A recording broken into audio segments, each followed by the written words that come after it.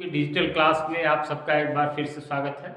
मैं ओम प्रकाश गिरी, class 12th की biology में आज आरएनए की बात करने जा रहा हूँ। बिना समय गंवाए हम इसको डिस्कस करना शुरू करते हैं। एक बात कंफर्म हो चुकी है, हम जान चुके हैं कि एक पदार्थ होता है जिसका नाम आनुवंशिक पदार्थ कहा गया। वो आनुवंशिक पदार्थ क्या है? तो वो न्यूक्लिक अम्ल है। और इस न्यूक्लिक अम्ल में दो प्रकार हैं। न्यूक्लिक अम्ल की अगर हम बात करें तो इसमें इसके दो प्रकार हैं, जिन्हें कि हम डीएनए और आरएनए के नाम से जानते हैं। DNA and RNA. और पिछले वीडियोज में हम पढ़ चुके हैं, इसकी चर्चा हो चुकी है कि डीएनए को ही आनुवंशिक पदार्थ कहा गया है। जो हर्शे एंड चेस के एक्सपेरिमेंट थे, फ्रेडरिक ग्रिफ्थ के एक्सपेरिमेंट्स थे, वो सारे एक्सपेरिमेंट्स के लास्ट में कंक्लूजन हमारा यही मिला कि DNA is the genetic material. ठीक है, ये बात क्लियर है। लेकिन डीएनए के साथ साथ आरएनए भी जेनेटिक मटेरियल है। इसी से मैंने कहा कि न्यूक्लिक अम्ल नाम के केमिकल को आनुवंशिक पदार्थ कहते हैं। लेकिन आरएनए आनुवंशिक पदार्थ है तो सिर्फ कुछ गिने चुने वायरसेज में, विषाणुओं में ये आरएनए आनुवंशिक पदार्थ का रोल परफॉर्म करता है। बाकी सभी जीवों में डीएनए ही आनुवंशिक पदार्थ है। तो फिर दो प्रश्न आते हैं कि जितने भी विकसित जीव हैं, इवन प्रोकैरियोट्स में भी, तो डीएनए आनुवंशिक पदार्थ है, तो उसके साथ आरएनए है, तो वो क्यों है? उसकी भूमिका क्या है? एक दूसरा प्रश्न ये आता है कि इस डीएनए और आरएनए में सीनियर कौन है, पहले कौन आया है? तो ये दोनों डाउट्स यहां क्लियर करने जा रहे हैं हम लोग इस टॉपिक में। टॉपिक है हमारा आरएनए संसार, आरएनए वर्ल्ड। क्या कहानी है देखते हैं। पूर्ववर्ती चर्चाओं में तत्काल से एक प्रश्न उठता है कि प्रथम आनुवंशिक पदार्थ कौन है? ऐसा है, डीएनए है कि आरएनए है? गेस करिए। एक पैराग्राफ का ये सिर्फ वीडियो है, बहुत छोटा सा वीडियो है और बहुत ही इंफॉर्मेटिव वीडियो है। तो बिल्कुल अटेंटिव होकर इसको अटेम्प्ट करिए। इस अध्याय में रासायनिक विकास के बारे में विस्तृत रूप से वर्णन किया जाएगा। अभी हम नहीं कर रहे हैं, लेकिन संक्षेप में कुछ तथ्यों व बिंदुओं को हम अवश्य उजागर करेंगे। कुछ बातें तो यहाँ क्लियर करके तभी आगे बढ़ेंगे। Is it okay? तो देखते हैं क्या है। आरएनए पहला आनुवंशिक पदार्थ था। ये बिल्कुल कंफर्म हो गया, कन्फाइंड कर लीजिए। डीएनए और आरएनए में नो डाउट ये आप याद रखेंगे कि RNA is the first genetic material. Stable DNA है, अस्थायित्व डीएनए का है, लेकिन पहला ओरिजिन जो है वो आरएनए का है। अब बहुत पर्याप्त प्रमाण है कि जीवन के आवश्यक प्रक्रमों जैसे उपापचय, स्थानांतरण, संबंधन आदि, जो मेन मेटाबॉलिज्म है, जहां से कि जीवन का संचालन होता है, उपापचयी क्रियाएं, उसके साथ साथ ट्रांसफर का भी होना, मटेरियल और इंफॉर्मेशन दोनों की एक जगह से दूसरा जगह पहुंचाना, स्थानांतरण और संबंधन, रिलेशंस आदि का विकास आरएनए से हुआ। यानी कि ये सारी प्रक्रियाएं आरएनए मैनेज कर लेता है। अभी हम आगे चलेंगे तो हम पढ़ेंगे कि किस तरह से डीएनए फंक्शनिंग के लिए, कार्य को संपादित करने के लिए डीएनए आरएनए पर निर्भर होता है।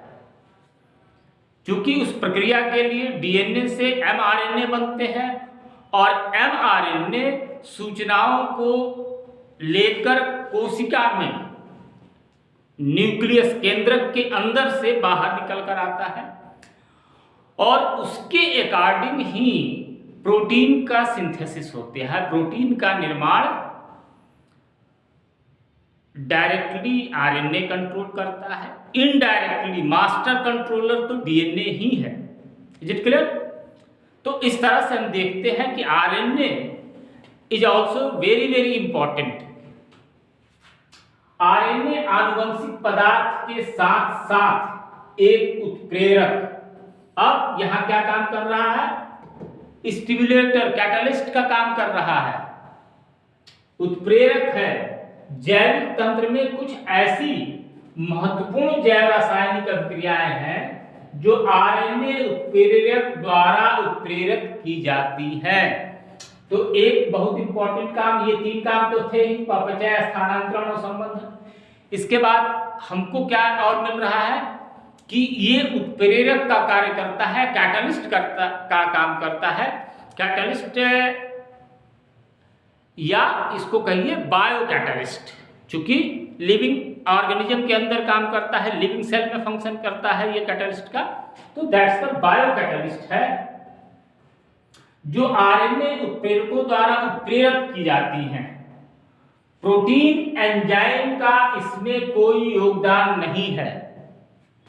प्रोटीन एंजाइम्स भी कैटलिस्ट्स हैं, लेकिन बहुत सारे बायोकेमिकल रिएक्शंस हैं जहां पर कि आरएनए ही कैटलिस्ट का काम कर दे रहा है, वहां पर प्रोटीन एंजाइम्स की कोई जरूरत नहीं पड़ती।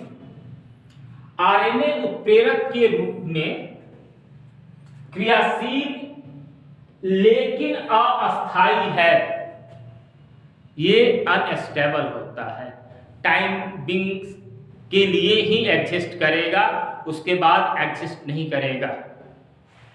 इस कारण से आरएनए के रासायनिक रूपांतरण से डीएनए का विकास हुआ, डीएनए का डेवलपमेंट आरएनए से हुआ, जिससे यह अधिक अस्थायी है, डीएनए अधिक स्टेबल है। ये बात हम लोग शुरू में ही कर चुके हैं। डीएनए के द्विरज्जुकों, जो डबल स्ट्रैंड्स हैं, 2 स्ट्रैंड्स, ये 2 स्ट्रैंड्स, वह पूरक कंप्लीमेंट्री स्ट्रैंड्स के कारण तथा इनमें मरम्मत प्रक्रियाओं के विकास से अपने में होने वाले परिवर्तनों के प्रति प्रतिरोधी है। तो ये इतनी छोटी सी पैराग्राफ में इंफॉर्मेशंस जो समराइज हो रही है, इसको हम फिर से एक बार देखते हैं। क्या बताया जा रहा है कि RNA is the first genetic material,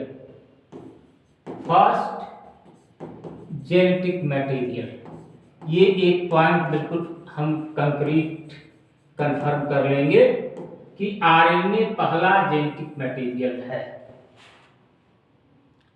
दूसरी बात क्या आ रही है कि आरएनए मेटाबॉलिज्म, उपापचयी, ट्रांसफर, स्थानांतरण, संबंधन आदि को रेगुलेट कर रहा है। 3 इंपॉर्टेंट फंक्शंस। इसके साथ साथ और क्या 4th पॉइंट आया कि यह उत्प्रेरक है। कौन? आरएनए। अभी हम लोग आगे चल के देखेंगे कि जब प्रोटीन सिंथेसिस की प्रोसेस होती है तो उस प्रोटीन सिंथेसिस के लिए कॉन्टिन्यूअस एमआरएनए बनते हैं, डीएनए के थ्रू एमआरएनए बनते हैं, मैसेंजर आरएनए होते हैं, और वो मैसेंजर आरएनए मैसेज को न्यूक्लियस से लेकर बाहर की ओर जाते हैं, साइटोप्लाज्म में जाते हैं, कोशिका द्रव्य में जाते हैं, और वहां जाने के बाद उस एमआरएनए के गाइडलाइन में, उसके गाइडेंस में, उसके ऊपर एग्जिस्ट जो कोडोन है, जेनेटिक कोडोन, आनुवंशिक कूट जिसको हिंदी में हम बोलते हैं, आनुवंशिक कूट जो होते हैं, उसके अकॉर्डिंग ही प्रोटीन बनते हैं। अभी आगे ये सारी चीजें हम देखेंगे, ठीक है। तो ये फंक्शन हो गए। इसके अलावा क्या बताया जा रहा है, डीएनए का विकास आरएनए के रूपांतरण से हुआ। नेक्स्ट इंफॉर्मेशन, और चूंकि डीएनए आरएनए से बना और वो डबल स्ट्रैंडेड स्ट्रक्चर हो गया, जिसकी वजह से वो ज्यादा अस्थायी होता है। तो बस इतनी सी इंफॉर्मेशन थी इस छोटे से पैराग्राफ में। हेडिंग तो बहुत बड़ा था, आरएनए संसार, लेकिन इसके का एक्सप्लोरेशन जो होगा अभी आगे होगा। आज की वीडियो के लिए बस इतना। Thank you very much for watching the video.